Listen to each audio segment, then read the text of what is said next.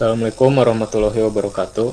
Waalaikumsalam warahmatullahi wabarakatuh.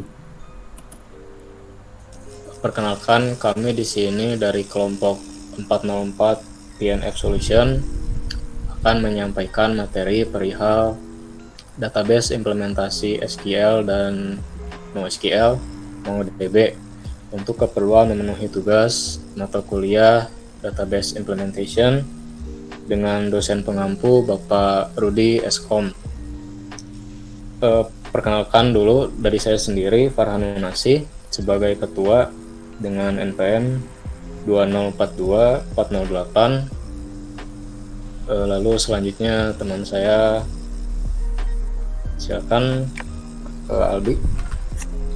Perkenalkan, nama saya Albi Noya Muslim dengan NPM 204-2073. Selanjutnya Lutfi. Ya, perkenalkan, nama saya Lutfi Farijal Ghifari dengan NPM 204-2401. Kemudian selanjutnya ada Mutiara. Perkenalkan, nama saya Mutiara Ratnayana Hema dengan NPM 204-2028 sebagai sekretaris. Selanjutnya Audia. Perkenalkan, nama saya Audia Ramada Putra dengan NPM 204-2017 sebagai anggota, lalu dilanjutkan oleh Rizky Awal. Perkenalkan, nama saya Rizky Awal Ramadhani dengan NPM 204-2019. Lalu selanjutnya dilanjutkan oleh Adrian. Perkenalkan, nama saya Muhammad Adrian Fernanda dengan NPM 242-2035. Di sini kita akan masuk ke slide 1 yang akan dijelaskan oleh Lutfi. Ya, pada slide pertama di sini ada pengertian MongoDB yang akan dijelaskan oleh saya sendiri.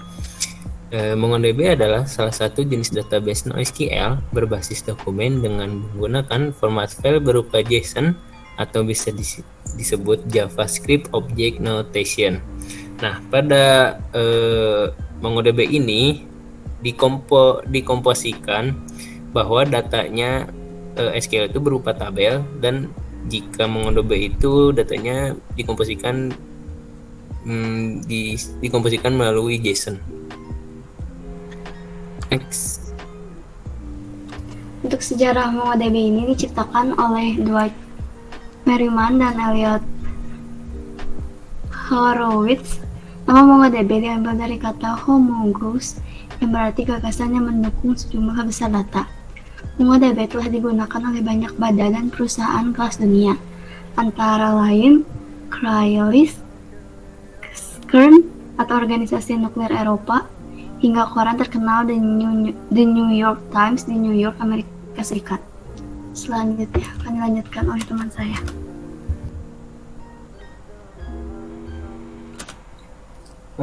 Selanjutnya ada konsep. Untuk yang pertama, database adalah wadah fisik untuk collection. Lalu selanjutnya, setiap database akan menetapkan sendiri file pada sistem file. Lalu server MongoDB tunggal biasanya memiliki beberapa database. Lalu ada collection atau table, dokumen atau record, column atau field, dan embedded dokumen atau table join. Selanjutnya akan dijelaskan oleh teman saya. Oke, di sini saya akan menjelaskan istilah RDBMS dan MongoDB, yaitu collection. Yang A, collection adalah kelompok MongoDB dokumen. Ini adalah setara dengan tabel di RDBMS. Dan yang B, koleksi yang ada di dalam sebuah database tunggal. Koleksi tidak menegakkan skema. Yang C, dokumen-dokumen dalam koleksi dapat memiliki bidang yang berbeda. D, biasanya semua dokumen dalam koleksi yang hampir sama atau terkait tujuan. Selanjutnya akan dijelaskan oleh Audia. Istilah RDBMS dan MongoDB. Yang pertama, dokumen adalah seperangkat pasangan key value. Yang kedua, dokumen memiliki skema yang dinamis. Yang ketiga, skema dinamis berarti bahwa dokumen koleksi yang sama tidak perlu memiliki serangkaian bidang atau struktur yang sama, dan bidang-bidang yang umum dalam sebuah koleksi dokumen mungkin memegang berbagai jenis data. Selanjutnya akan dilanjutkan oleh teman saya, Rizky Awa.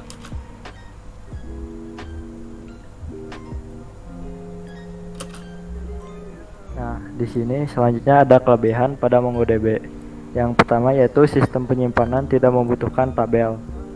Setiap membuat tabel di dalam MongoDB pada suatu kolom baris akan mempunyai embed dokumen atau baris yang tertanam. Baik, selanjutnya dijelaskan oleh Farhan.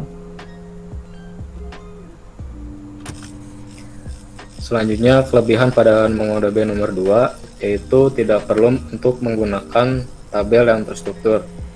Jadi, suatu tabel atau collection pada MongoDB mampu membuat dokumen yang di dalamnya telah include kolom yang sama. Selanjutnya akan dilanjutkan oleh teman saya, Lutfi.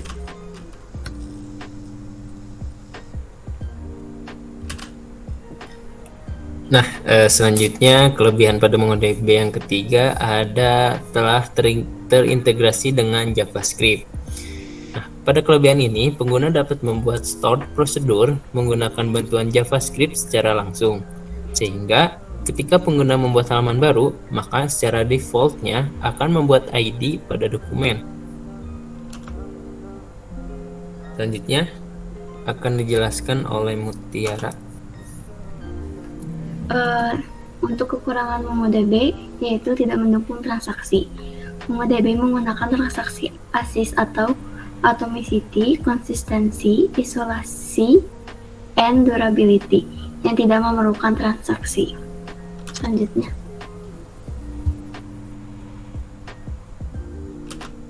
lalu untuk kekurangan MongoDB sendiri yaitu program database yang satu ini membutuhkan penyimpanan dengan jumlah yang besar karena kurangnya fungsionalitas yang menyebabkan duplikasi data.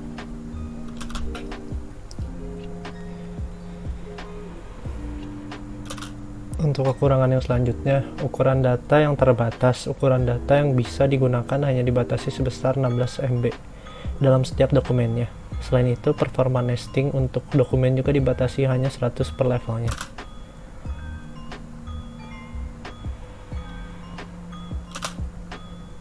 MongoDB selanjutnya, masalah dalam pengindeksan. Saat indeks yang diimplementasikan kurang tepat, maka performa MongoDB akan berjalan lambat. Selanjutnya akan dilanjutkan oleh Rizky Awa.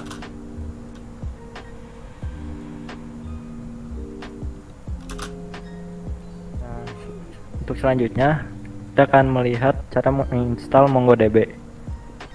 Proses pertama yaitu kita download MongoDB pada situs resminya, lalu kita ikuti proses instalasi, kemudian konfigurasi terkait MongoDB environment. Lalu kita masuk ke CMD Windows dengan mengetikkan c.2/MongoDB /server /5.0. 5.0 adalah versi dari MongoDB. Lalu /bin dan /mongo.exe. Lalu selanjutnya menjalankan file mongo.exe dan menekan perintah connecting to test. Terakhir yaitu apabila telah muncul tampilan shell-nya, maka Anda telah berhasil terhubung dengan server MongoDB. Selanjutnya,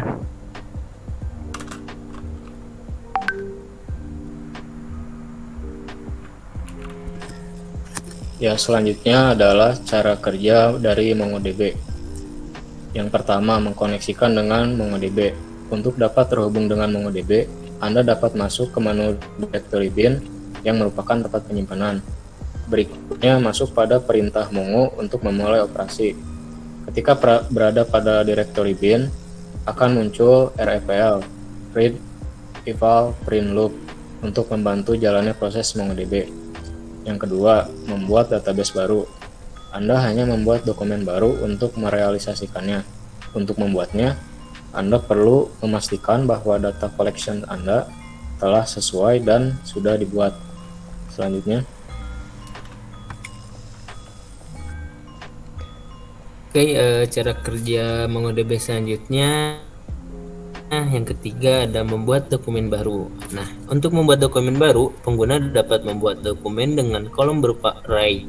Hal tersebut memungkinkan user tidak perlu membuat sebuah relasi seperti halnya pada DBMS.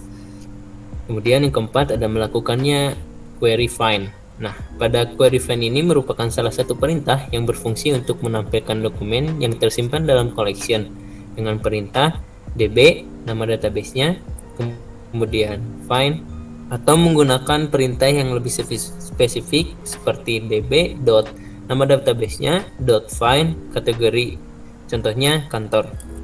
Next.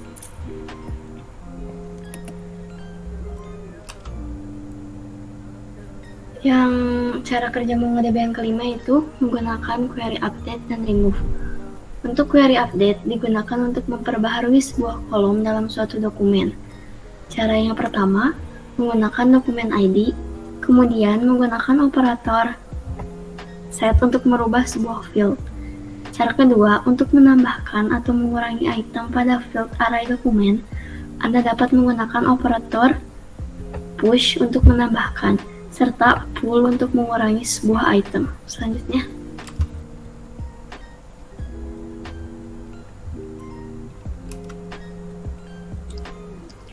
jadi untuk kesimpulannya itu MongoDB merupakan jenis database NoSQL berbasis dokumen yang menggunakan format berbasis JSON. Lalu kelebihan dari MongoDB sendiri adalah tidak memerlukan penggunaan tabel dan telah terintegrasi dengan JavaScript. Cara kerja dari MongoDB dimulai dengan mengkoneksikan basis data, membuat database dan dokumen baru, serta memberikan masukan berupa perintah query seperti find, update, dan delete.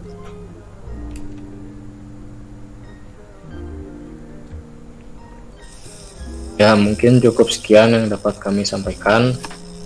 Kami harap hasil presentasi kami dapat bermanfaat. Terima kasih atas waktunya. Bila merasa ada kesalahan atau kekurangan, saya mohon maaf. Kami pamit undur diri. Wabillahi taufiq wal hidayah. Assalamualaikum warahmatullahi wabarakatuh. Waalaikumsalam warahmatullahi wabarakatuh. Waalaikumsalam warahmatullahi wabarakatuh. Assalamualaikum warahmatullahi wabarakatuh.